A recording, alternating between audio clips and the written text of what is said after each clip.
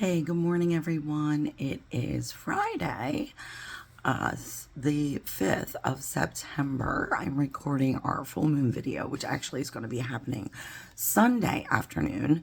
But I have a busy weekend ahead, as always. So, just a reminder. You will see me tomorrow morning from 8 to noon at the Milford Farmers Market downtown. Our full moon is in the sign of Pisces, so of course you want to get your hands on my Pisces full moon blend, which is Bounty. I'll have that and all my other candles and oils. And of course, if you want a mini tarot reading, a 3-card reading, past, present, future, I will be have my cards with me as well. So first of all, I just want to get this out of the way. I have been up very early. It's about 6:30 in the morning right now. I've been up since about 3, and I'm gonna blame that on we had a little opposition around that time between the moon and in Aquarius and opposite Mercury and Leo. So a little thing, I guess, that woke me up anyway. So I apologize. Like, I have had my coffee already, but I'm trying to be quiet because Steve was also up and he's laying back down for a little bit. So let's get this full moon in Pisces reading done. And as always, of course, the charts will be shared in the comments under the video when I post it. So first of all, this is not just a full moon. This is a total lunar eclipse. Unfortunately, it's going to happen at 2:09 p.m. here on the East Coast, so we're not going to see it. Certain parts of the world will see this in totality, though, which is pretty cool. And the organs affected by this full moon are your feet, toes, pineal gland, and also melatonin regulation. So definitely this is probably going to make people a little tired or weird energy, like you're going to be energetic at odd times of the day and then really tired at other odd times of the day. Okay, so just be aware of that. Be cautious of your feet and toes and all those other bodily functions associated with this full moon. Our elements, we have 5 in fire, 6 in air, 5 in earth, so pretty balanced there, but 11 in water aspects. So yes, this is going to feel watery. However, I want to say this full moon is very much going to feel a lot like the energy of our previous new moon a couple of weeks ago. It's going to be mostly positive. There are minor challenges in here, but we have that grand trine that we were working with. We have another grand trine to this, and all of the energy is going to be intensified because of that eclipse. So let's jump into it. All right. So of course, a full moon, the sun is always opposite the moon. And so that is going to be, of course, our biggest tension, our pull between water, the Pisces, watery Pisces moon, and the earthy Virgo sun, right? So trying to balance our emotions and practicality. So we have the sun is conjunct Mercury in Virgo. So this is going to bring some quick thinking, expressive energy, creative energy, original thought and thinking.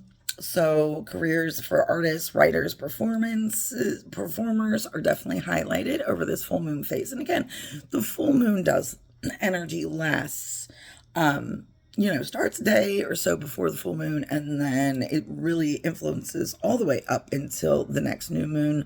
But certainly the 3 days surrounding the full moon is when it's most intense. So, and then the sun is also sextile Jupiter and Cancer. So this is going to give us all a little bit more wisdom.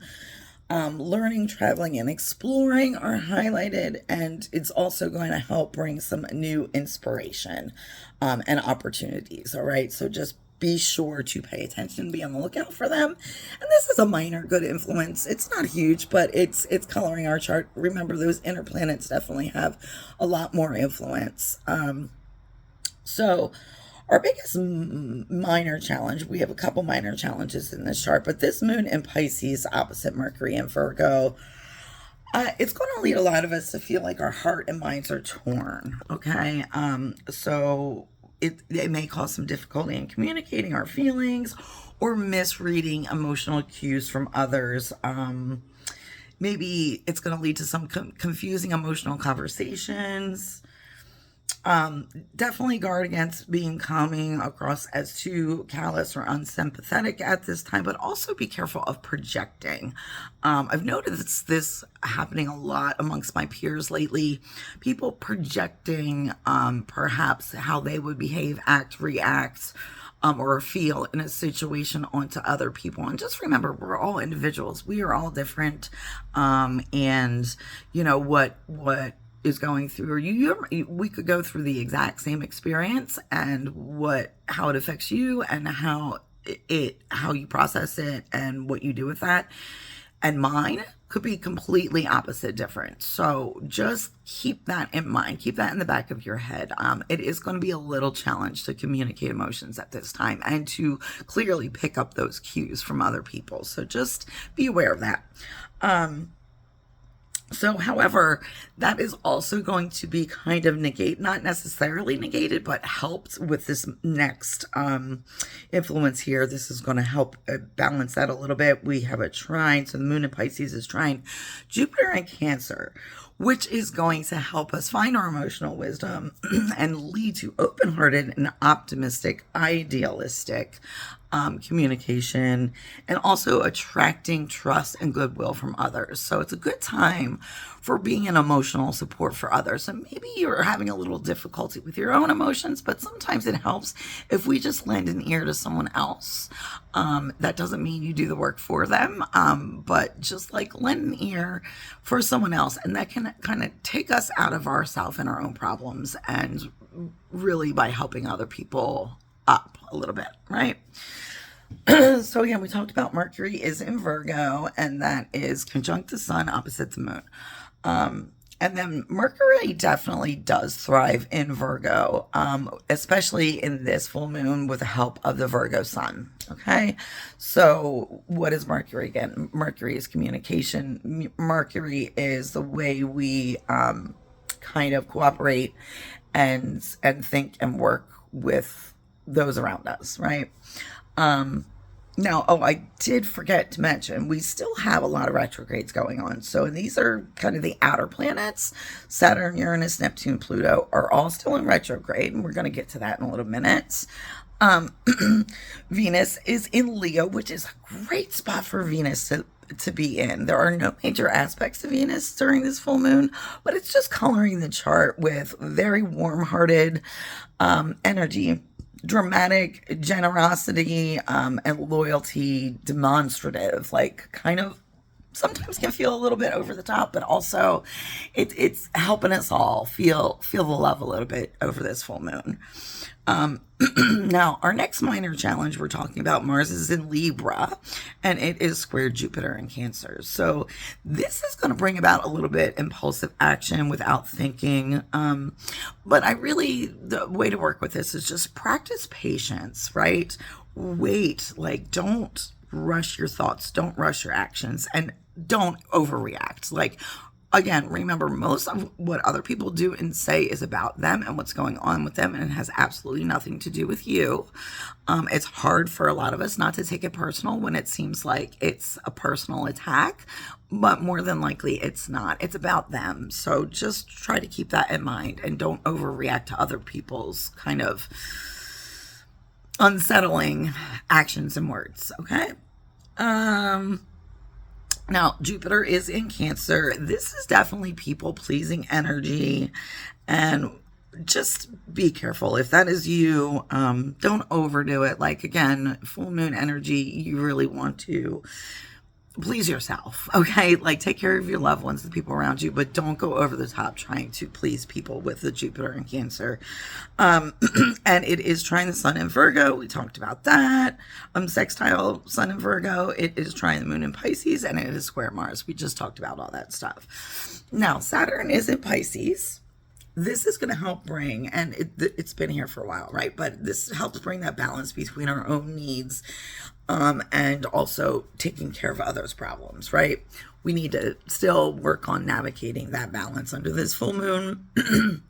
It is sextile Uranus and Aquarius, which is a pretty good, positive impact here.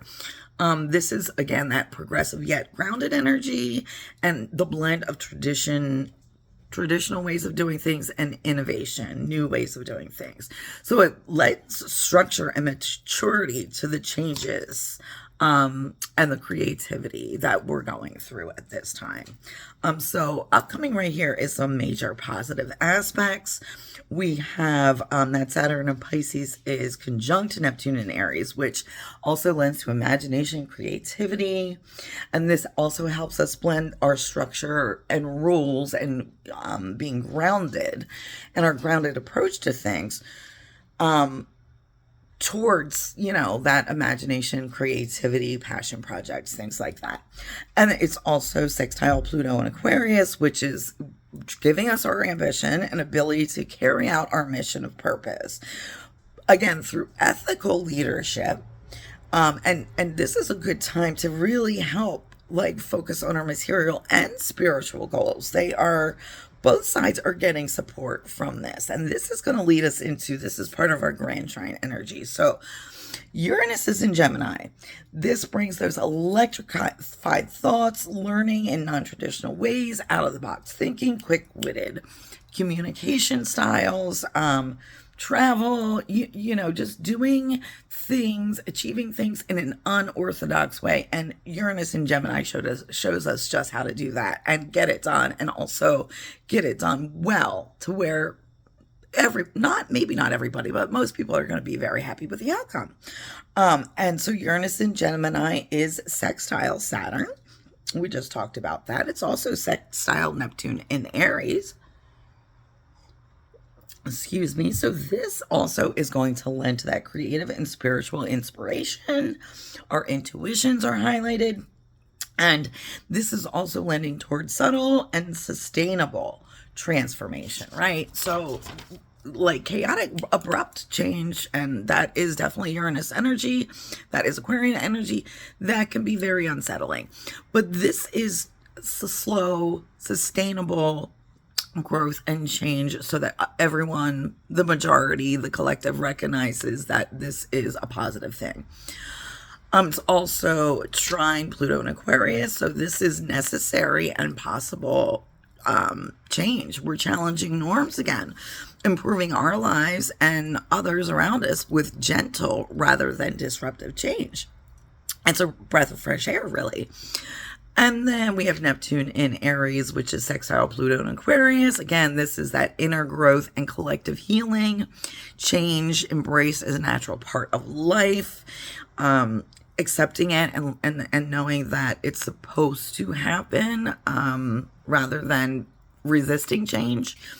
Also, service through art, compassion, spirituality. Okay, so we're helping serve others through our art, our compassion, our passion projects, our spirituality.